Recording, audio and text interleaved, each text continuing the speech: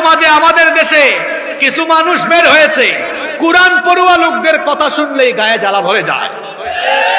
আর হেরা বিজ্ঞান বুঝতে বুঝতে, এত বিজ্ঞান বুঝতে বুঝতে বুঝতে বুঝতে বুঝতে এটাই বুঝছে মানুষ মানুষের জাত না, মানুষ নাকি বান্দরের জাত। বান্দরের ঘরের বান্দর। মানুষ যদি বান্দরের জাতি হয় তো তোরা মানুষের সমাজ থেকে বের হয়ে গিয়ে জঙ্গলে কিংবা চিড়িয়াখানায় গিয়ে তোদের জাতি ভাইদের সাথে বসবাস কর।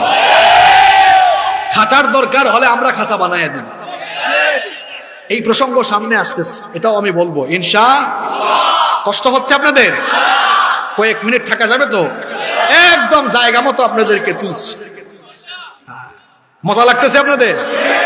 সাধারণত এই বিষয়গুলো সেমিনারে হলে ভালো হয়, কিংবা একদম এডুকেটেড সোসাইটি হলে বেশি ভালো হয়। তবে আমার মনে হচ্ছে আজকের এই বিষয়টা জায়গা মতো বসছে। আপনারা সবাই শুনতেছেন আলহামদুলিল্লাহ। আমি আজকে আসার সময় ভয় পেয়েছিলাম যে আল্লাহ জানে মাহফিলে এটা সবাই শুনে কিনা, কিন্তু কমিটিকে খুব স্মার্ট মনে হচ্ছে। না না, সবাই কিসের 80%, 100%। আলহামদুলিল্লাহ পড়েন। আচ্ছা, আসমান গেল, এবার জমিনের দিকে আসে। এই জমিন বানিয়েছেন কে? আসতে বলবেন না, জোরে বলেন, জমিন বানিয়েছেন কে? এবার জমিনের দিকে আসেন। আল্লাহ বলছেন এই জমিনটাকে কেমনে বানিয়েছে শোনো। আল্লাযী জাআলা লাকুমুল আরদা ফিরাশা, এই জমিনকে আমি বিছানার মতো করে বিছিয়ে দিয়েছি। দেখুন, আমরা যে বিস্তীর্ণ ভূমির উপরে বসবাস করছি, এগুলো কয়েকটা পাতলা প্লেটের উপরে, যেগুলোকে বিজ্ঞান নাম দিয়েছে টেকটনিক প্লেট। এই যে তুরস্কে ভূমিকম্প হয়েছে না, জমিনের নিচে পাতলা পাতলা প্লেট আছে। এই প্লেট গুলো যখন নড়াচড়া আরম্ভ করে ভূমিকম্প শুরু হয়।